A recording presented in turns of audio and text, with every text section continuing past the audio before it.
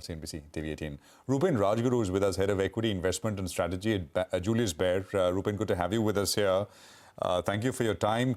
I mean, just come in on what we're seeing on IT and what you guys are doing on IT services. I mean, it perhaps was a bit of an under-owned kind of space. Maybe it is just that. It needed a trigger. Maybe it's just tactical and will not go on. But what are your thoughts here with what's happening? Yeah, hi. Afternoon, Prashant.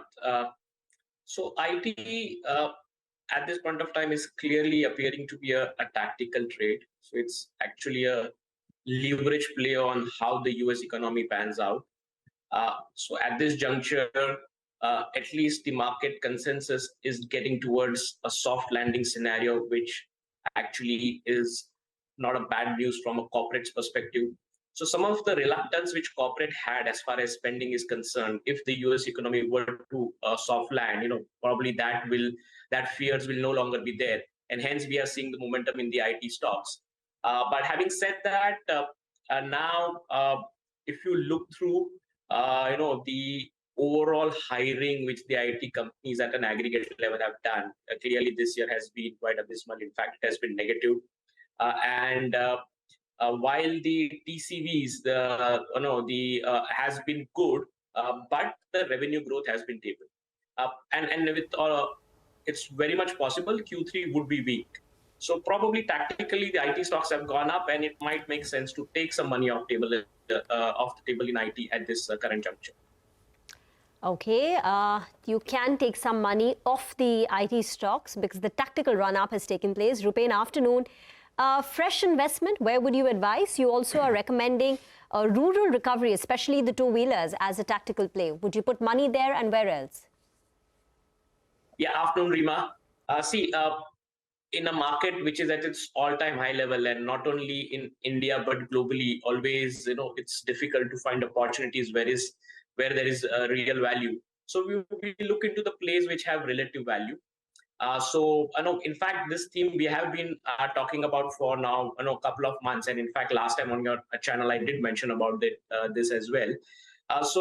Yes, the two-wheeler industry probably we believe will see a cyclical upturn. Probably this festive season has been good, and with potentially more money in the hands of the rural population, we will see some bit of excitement around that. The stocks have all gone up, so it's not that they are in a value zone. But on a relative basis, is there a room for them to go up from here? Probably yes. So hence, it is overall play on the rural recovery, which is backed by the more money in the hands of people, and probably we believe the rural downturn has bottomed out, and we might see an uptick overall in next few quarters. So not only the two-wheelers, but some of the rural-facing NBFCs also we believe would do well, and some of the consumption staples play which have a decent exposure on rural India will also have better quarters, at least in Q3 and in Q4. All right, Rupen, just hang in there, because as we speak, markets are hitting fresh records. We have the sensex at the high point, record high out there, the Nifty crossing that 21,400 mark, and most importantly, it's the Nifty Bank which is inching closer towards that 50,000 mark by having crossed the 48,000 mark in just today's trading session. Last 15 minutes or so, it's been all about the Nifty Bank. For most part of the day, the Nifty Bank was absolutely flat, and that put a lid on the gains that the Nifty saw, largely on account of the IT names. But the second half, the Nifty Bank just woke up and currently up at around 48,120. What's even more interesting is that some of the key constituents of the Nifty Bank, which include the likes of HDFC Bank, Kotak Bank, are still 6 to 10% away from all-time highs. We have, SBI, which is at a fresh 52-week high, ICICI Bank, which is at a fresh 52-week high.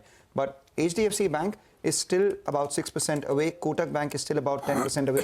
Axis Bank is still about 4-5% away. So once those stocks move higher, we'll only see the Nifty Bank move closer towards that 50,000 mark.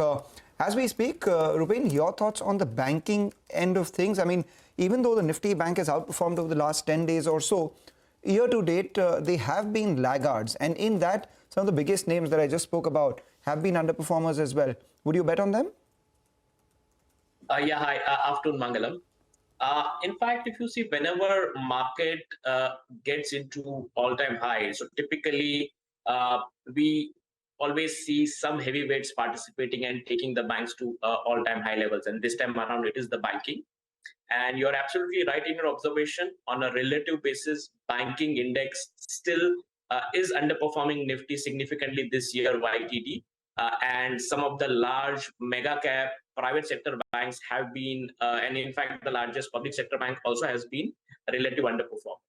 So in the context wherein, while there are issues around NIM compression and all that, but at an overall level, macro level, if we are betting on the India story, definitely banking and financials are the sector which will be at the forefront.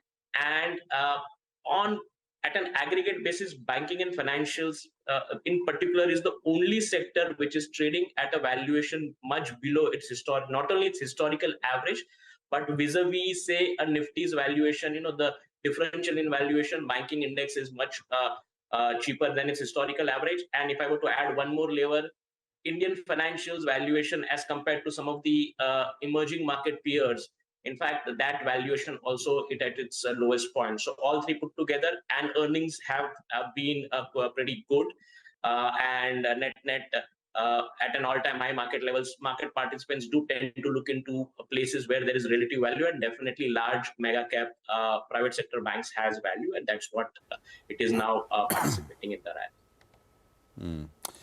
Rupen, any new sort of investments, initiations, ideas you can talk about?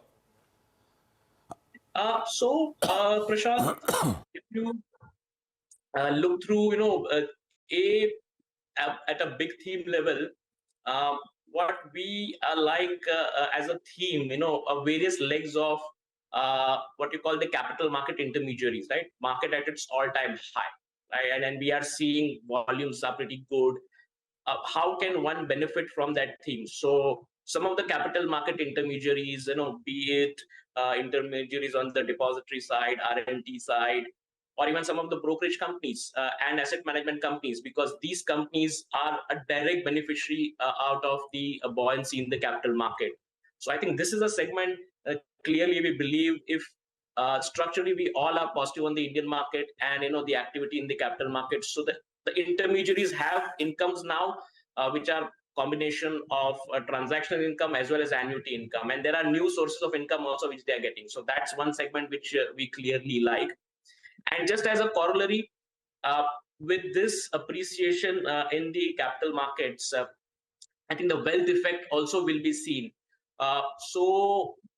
On the consumption side, some of the consumptions, be it on the discretionary side, be it hotels, vacation companies, or airlines, ultimately when there is a feel-good factor amongst people, the spending level also gets higher. So in that way, some of the discretionary consumer spending also companies is something which we can look into, specifically some of the short ticket consumer discretionary items which will benefit because of the wealth effect. Rupen, we'll leave the conversation here for now. Thank you very much for joining in. Enjoy your weekend. We will slip into a very short break on that note. On the other side, we'll get you a check on what dealing rooms are saying in our segment East Street Chatter, and a few BTST calls for the weekend coming up too.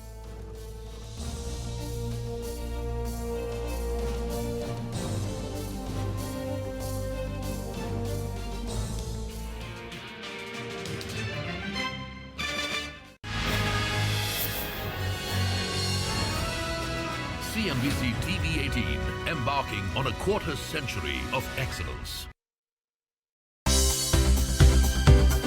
For more news and updates, all you need to do is follow CNBC-TV18 on all of our digital platforms.